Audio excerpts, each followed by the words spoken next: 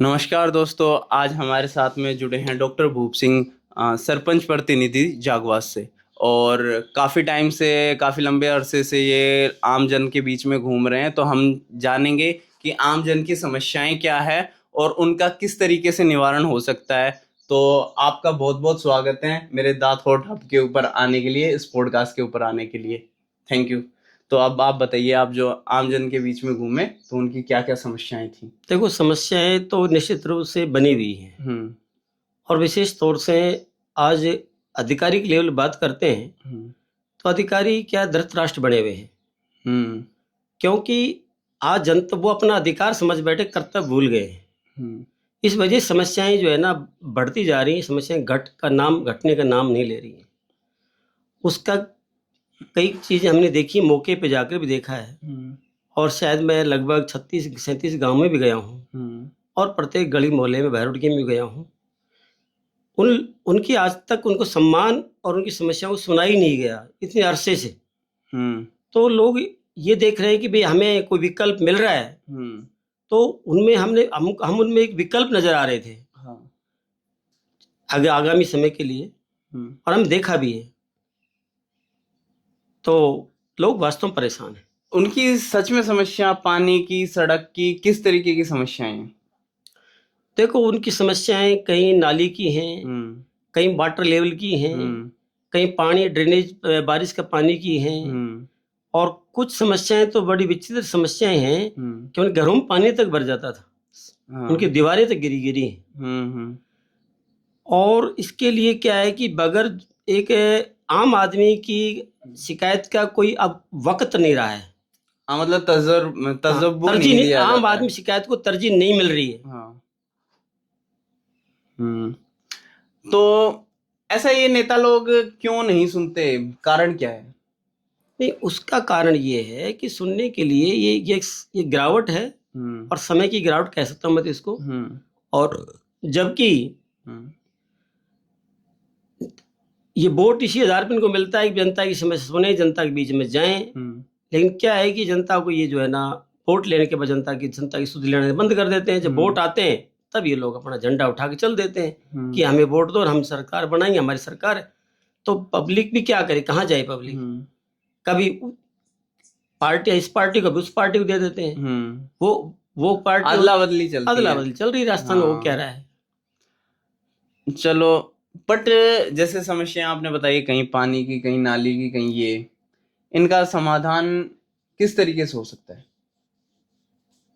देखो, समाधान के लिए तो जो जनता के प्रतिनिधि है उनको सुननी चाहिए। जनता के प्रतिनिधि चुने जाएंगे, या पहले जो कुछ हुआ देख रहे थे, और उनके बारे में मैं टिप्पणी क्या करूंगा। उनके तो जग जाहिर चीजें सामने हैं जो करा नहीं पाए, और परिस्थितियां यूं की त्यों बनी हुई है।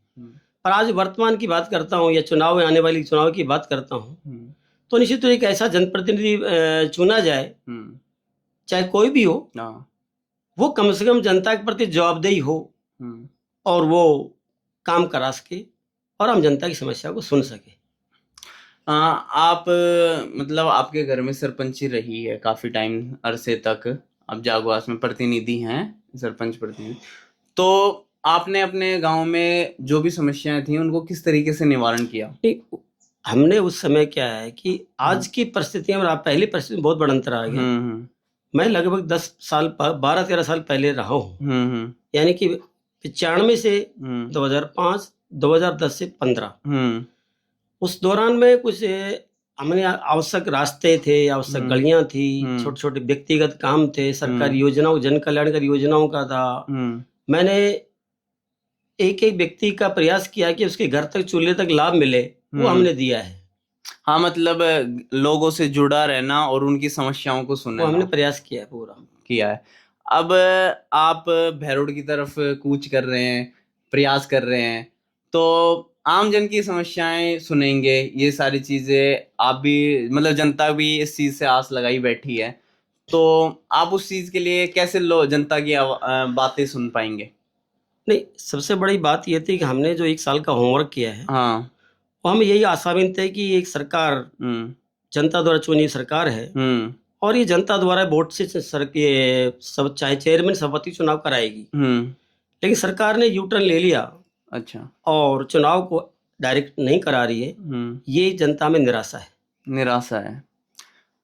हाँ, डायरेक्ट होते चुनाव तो उसमें डायरेक्ट जनता चुन सकती थी, बट अगर पार्षद के थ्रू होते हैं तो मे बी जो पार्षद को खरीदने की क्षमता रखता है, कैपेबिलिटी रखता है, तो वो खरीद पाए। वैसे आप भी काफी क्षमता रखते हैं, इस बात में कोई कमी नहीं है। नहीं, वो आपकी बात हाँ, चलो ठीक है, समय हाँ, परिस्थितियां बताएंगी। हाँ, हाँ, लेकिन सौदेबाजी और खरीद फरोख्त का धंधा है ना, हाँ, ये बहुत गलत है। लोकतंत्र की एक तरह से लोकतंत्र के साथ खिलवाड़ है। हाँ, हत्या है। इस प्रकार से खरीद फरोख्त करना, मंडी लगाना, पार्षदों की मंडी लगना, ये हमारे लिए, सरकार के लिए शर्मनाक बात है।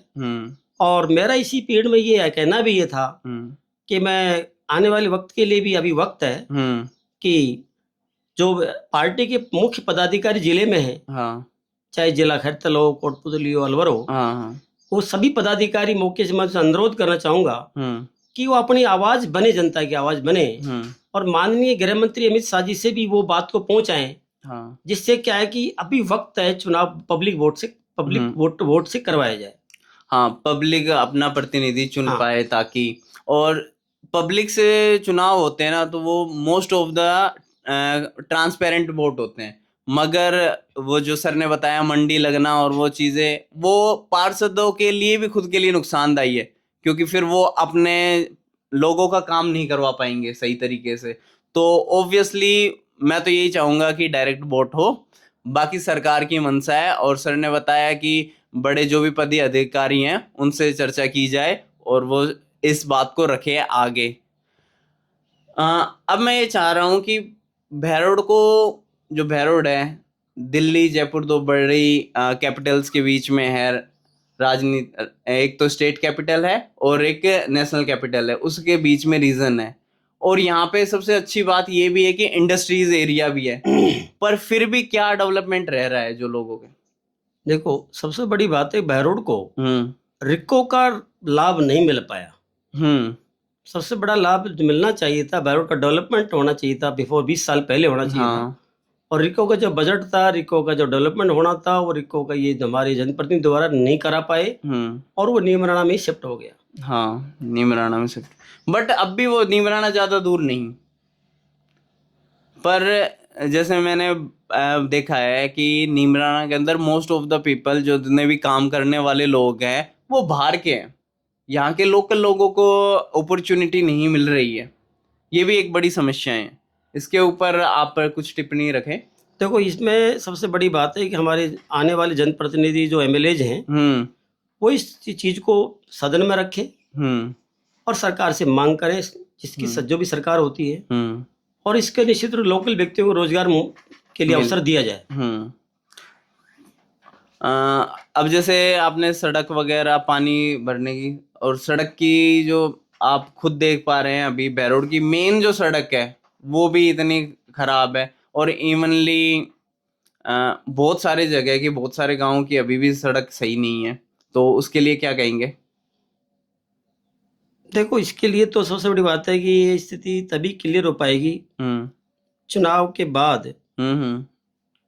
जो भी जनप्रतिनिधि बने, या हमें अवसर मिलेगा, तो हमारा इस ओर ध्यान बिल्कुल केंद्रित है कि जो जरूरी और आवश्यक जो काम है उसको प्राथमिकता से हम करेंगे।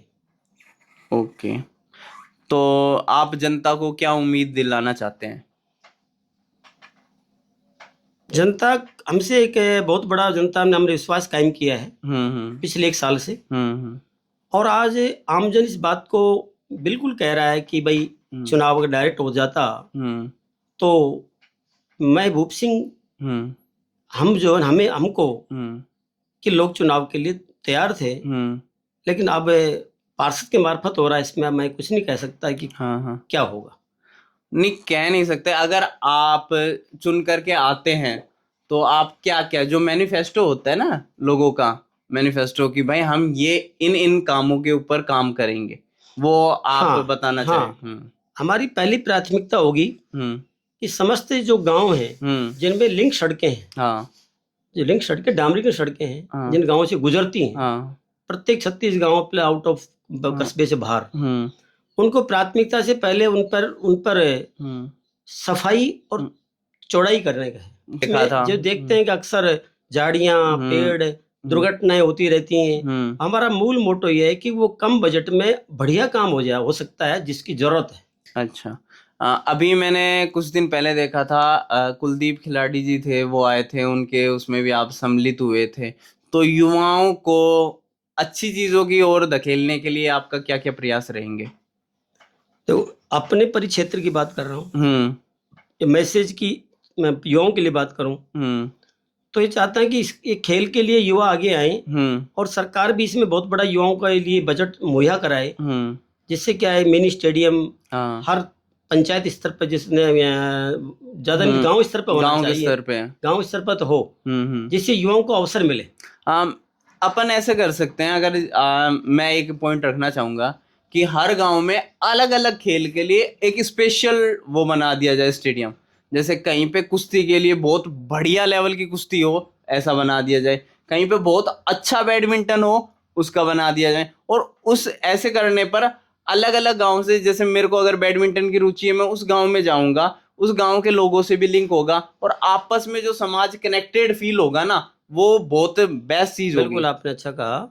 सबसे बड़ी बात है, हमारा मेन नगर परिक्षेत्र या विधानसभा क्षेत्र की बात कर रहे हैं तो लगभग 15 से 20 किलोमीटर तक एरिया है लास्ट मैक्सिमम, और नगर परिषद 10 किलोमीटर तक एरिया हमारा है। तो हम चाहते हैं 10 किलोमीटर में जो गांव आते हैं, कहीं तो बैडमिंटन का हब बने, कहीं कबड्डी का बने, कहीं क्रिकेट का बने, कहीं वॉलीबॉल का बने, जिससे क्या है कि छात्र युवाओं को एक दूसरे का मिलने में सुविधा रहे और स्पोर्ट में रुचि बढ़े।